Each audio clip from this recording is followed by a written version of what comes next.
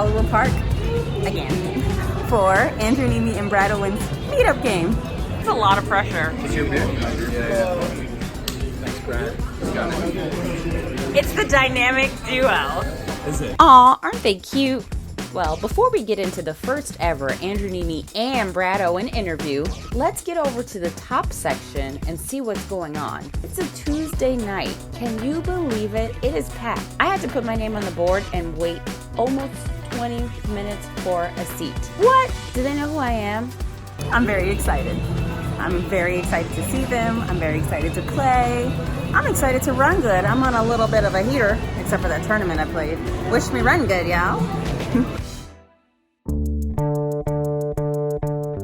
2 hands later, I look down at Queen 8 of clubs in the big blind, and some of you guys may know this, but Queen 8 is actually a homophone for my name. So I love Queen 8. I raised with Queen 8, but I'm just going to go ahead and call the 4 of us, go to the flop, which is King 9-4. How about it? Flop a flush. It checks through on the flop, gets to the turn, which is the 10 of diamonds. I decide to lead here for $25, thinking that someone's going to put me on some bullshit and call. I actually get 2 callers, 1 fold. We go to the river, which is the Jack of hearts, and again, I decide to lead for 65. At this point, there are 4 cards to a straight out here, so as much as they may not be putting me on the flush, they probably think it's likely that I could have a queen here, which I do. And everybody folds. Great way to get to the table though. Yeah. Not too long after that, look down at kings on the button, raise it up to $30 because we're now in a mandatory 5-5-10. No one wants to play with me. The gentleman across from me says it's because I didn't smile. So next time, I'll give him a nice big cheese. Cereal. You have to smile a little bit. And you want me to smile? Yeah, that's Aww. So this hand here, I'm in the big blind with Jack Queen off. I did call a raise from the button player up to $25. We go to the flop, which is 10-8 deuce with 2 diamonds. So with this board texture, I am not really seeing that this connected with his open range. So I check to him, he makes it 45. I end up popping it up to 115. Like, yo, you didn't hit this, son. Just lay it down. Let it go. He gets a little frisky and decides to go all in for 260. I'm really feeling like I'm ahead, so I make the call. And guess what he's got? 7-9. The run out is 5 clubs and a jack of clubs. So I hit my jack on the river, he hits his open-ended on the river, and I end up doubling this guy up. Great run. I'm coming for you. So now I'm under the gun with 7s, pop it up to $25, get 3 callers, go to the flop, which is 8 deuce 4 with 2 diamonds. And I'm going to make these draws pay. I make a 3/4 pot size bet of $75, get 1 person to come along with me to the turn, which is the 7 of diamonds. I have hit my set. But there is actually a flush out here now, and I know this is a terrible play, but I go ahead and just jam it all in. He thinks for a split second, makes the call. What do you think he has? Of course he's got a flush, but when the poker gods smile upon you and you river a boat, all things are grand. I end up getting doubled up, woo, from a terrible decision. Kids, do not try this at home. I sitting pretty, looking good, feeling good, and then I run into this brick wall. Here I am under the gun, look down at 10s, been having so much fun under the gun, pop it up to $30, and the cutoff player 3-bets me to 120. Now for a little backstory, this is the 3rd time that he has 3-bet me. The first time he showed a bluff, the second time I folded and he said he had ace king, and this time, you know what, we're going. In hindsight, I think maybe a 4-bet would have also been appropriate because now I really don't have as much information as I could have had. The flop comes out 6-4 tray. I check, he bets 260, which is a massive overbet. What is going on here? I have really no idea where I stand in this hand, but there's only one way to find that out. I raise it up to 600 and he just insta goes all in, and at the table him and I are the 2 largest stacks at this point, and I just go straight into the tank, and before I can start guzzling air, he tells me that he has kings. You have kings? Oh wow. Well, thank you for telling me that, so you don't want to bust me in. 680. I know. He tells me that he has kings. And then he shows me that he has kings. And I'm like, holy smoke. I got 2 outs. Wow. What a guy, though. Who does that? It's really, really nice. I guess he figured $600 of my stack, well, actually $720 of my stack was more than enough for him, and he just wanted to be a nice guy. Thanks so much, Raj. I appreciate you showing me that, because of course I lay down my 10s. I can't do anything with that. What am I going to do with 8%? Nothing but fold. And that was a massive, massive loss for me, but it could have been worse. So, smile, Raj. You're on P's and Q's. Thanks. Guys, if you're gonna work hard, you're gonna work hard. Do this. There goes Raj. All my money. You leave him with my money, Raj? I'm leaving. It's okay. Sharks entering the ocean. I'm sure you're probably wondering how I went to this stack here where I'm all in with 9s against 2 other players. I thought I had some showdown value in a previous hand. I thought I had a bluff catcher, and it turns out I was the one who got caught. It's a damn shame. Now, I jam it all in, end up flopping a set, turning a boat, the river puts a flush on the board, and thank God I got my boat because the other player sure did have that flush. I think it's time to rack and roll, honey. Shift that shit to mama, and let's go talk to Andrew and Brad. I brought it back, y'all. It was rough. It was up, and it was down, and it was all around. But you know, I made it work.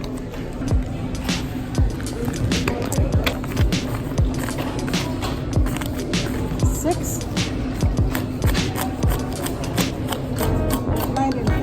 Thank you so much. Woo!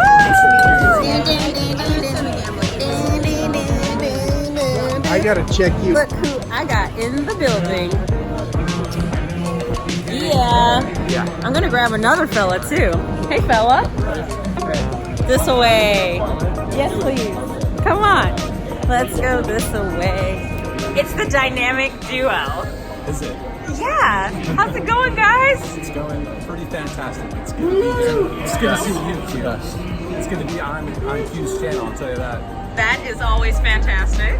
I agree. I'm so excited to be here with you guys for your second meetup game at Hollywood Park. That's right. Right? Second, and hopefully many more to come, because this is a beautiful... We had a fucking crowd here.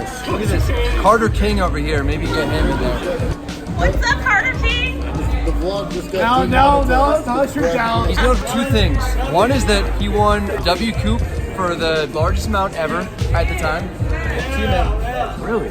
Largest amount ever. And second, he supplied the bomb for that Michael Phelps picture. You should... I don't know why you're talking to us. This sounds like much more interesting. This story. is much more This is a interesting. big deal. Wow, Carter King. You are scandalous. All right, well, it was nice being on your vlog. Yeah, like, sorry, I'm just gonna shift my focus. Would you say 1.2 million for the W Coupe? This isn't how you plan this interview, though. Yeah. No, but you know what? You can't plan an interview. I never plan, honestly. I don't script. I wanted to know, how did this union begin?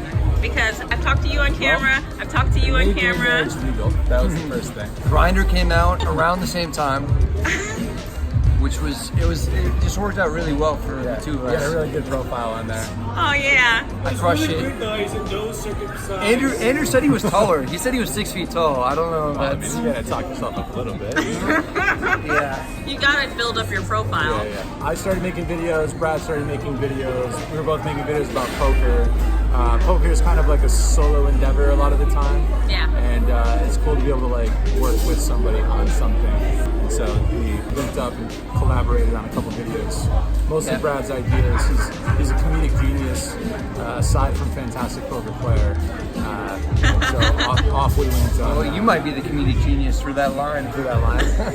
Maybe. And yeah, we just had some ideas on working together and tried them out. Well, that's like a very watered down version of the right thing. We played poker together for a few years before I did. I moved out in 2012. Andrew was pretty quiet at the tables. I think like neither of us were real happy with like just playing poker for a living. Like neither of us were very fulfilled. Yeah. We were looking for like other options. I think neither of us are really like cut out for like the corporate world. Is that fair to say? I think that's pretty fair to say. Poker's a good alternative for that. He started doing the vlogging.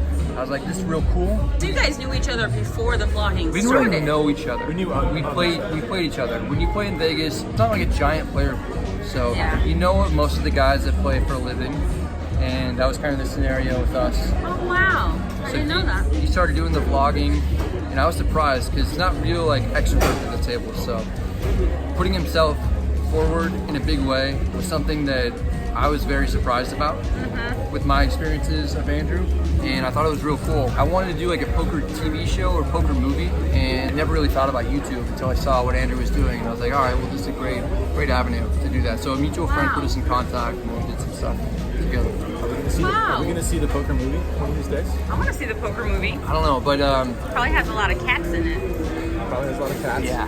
Andrew had the idea for the meetup games. We did some stuff collaborating like in like small ways, but like very early on, like a few months in, Andrew was like, it would be great to do like a regular thing where we invite viewers to play with us from the start, pretty much. You had this idea, That's and genius. now it's become like a much bigger thing, which is real cool. So yeah. It's massive. I mean, the top section was full on a Tuesday night. Yeah, but I wouldn't have wanted to do like the meetup games if it was just me. I think they're a lot more fun when it's multiple people and you have immediate like social sort of interaction presence with two people spread out across tables, and it's not just like, hey everyone, come see me. You know, it's like let's all get together, hang out, and have some drinks and play some cards and just chill. And then you guys can rotate. I mean, you physically can't spend enough time at each table yourself either. Exactly. Yeah, I think and like hanging out at the bar and everything, that's probably like my favorite part of the meetup games for the most part. Yeah, it's for sure a highlight. Getting away from the tables and just chilling. Yeah. And getting a chance to really get to know some of your followers and because subscribers. people might be a little hesitant to give too much away at the tables, and once they're over here at the bar, they can just loosen up and just be themselves and hang out. Do you guys ever get jealous of each other, or do you have that competition thing? He's trying to think of something he's jealous of, but he's not finding anything. I mean, in the beginning, like Andrew had so many more subscribers than everybody else, and like they're deservedly so. Yeah, Extremely jealous. Deservedly so. He decided to get more subscribers than me. Yeah. Exactly right. He's like, I'm jealous of your subs, man. I think like Me too, bro. like everybody was so far back behind Andrew in the beginning. I remember like when he approached me with the meetup game thing, I was like, oh, this is great. Because I vividly remember this, going into a meeting with somebody. Andrew had like 40,000 subscribers at the time. It was with Bobby Griffin. Okay. And I had like 5,000. And I was like, I don't know really why he wants to do this with me. This guy's like giant in my mind, you know. And I mean, he had eight times the subscribers. That's like a big difference, obviously. Yeah. I saw potential in Brad when no one else did. Look at him now. Look at this guy. Aww. It was never like a jealousy thing. It was just like, oh, this is awesome that you want to do this. And as like the channels grow, and we have like a partnership where we do these meetup games everywhere, where like anything good that happens to either of us is good for the brand that we have together. And I think it's good for the community as a whole. Exactly. Like you guys are setting so many precedents for others to follow. Yeah, it's cool to see like other people. You know, we talk about like other people doing meetup games and actually calling them meetup games and stuff. But Yeah, I mean, that yeah. sort of thing is inevitable, I think, and to see other people doing that, I think is pretty cool. To start doing these social things in poker, where a lot of these big name people like Phil Hellmuth are generally like inaccessible. Right. But to see them try the idea of having a low stakes night where people can actually interact with their favorite poker players and all that. Yeah, that was something that was really, I mean, that's a pretty cool thing that Hellmuth decided he wanted to do a meetup game. He wanted to like emulate our model or whatever, and he like gave us a shout out about it. Like, oh, Andrew Neeme Brad Owen, they kind of made this a big thing or whatever, and we're trying to emulate that. So that was cool. Like, that was not something I expected when I was doing poker vlogs. And I imagine things like that are going to happen for you, where it'll be interesting to see where you are in like 3 years from now. Because that's where we're at this point. Andrew's like, this is like a 3-year anniversary. 3 years in. Yeah, this trip is basically like a 3-year. This trip right now is your 3-year? Congratulations, Andrew! That's good camera work where you like shake it like that. That's interesting. That's good. I loved it. That's huge congratulations. Nice. I don't think I would be in the position I am as a vlogger if you guys hadn't laid some of the road work. Yeah, well that's all Andrew for sure. Well, I mean, there's always like somebody that each person can point to, you know, like I had Who'd you point to? I had my influences. Like I looked at like some mainstream guys outside of poker. Casey Neistat's a big one, I right? mention him like all the time in various interviews and in my blog as well. And I'm sure he had influences, you know, in film and things like that. So everybody points to somebody, and on it goes. But you have to put in the effort and all that stuff. So it's not without that individual input and work and everything that. Hard work. And your personality is going to take you a long way, I'm sure. Thank you. Thanks, guys. The best advice I could give somebody is just to like stick with it. I think a lot of people, especially poker bloggers, they see how things are going for Andrew and myself, and they want to get to that like the quickest way possible. And they put out 10 videos, and a lot of them are like very good at video editing. A lot of them are like very good poker players, and then they're like, all right, well, why do I have 10,000 subscribers and not 100,000?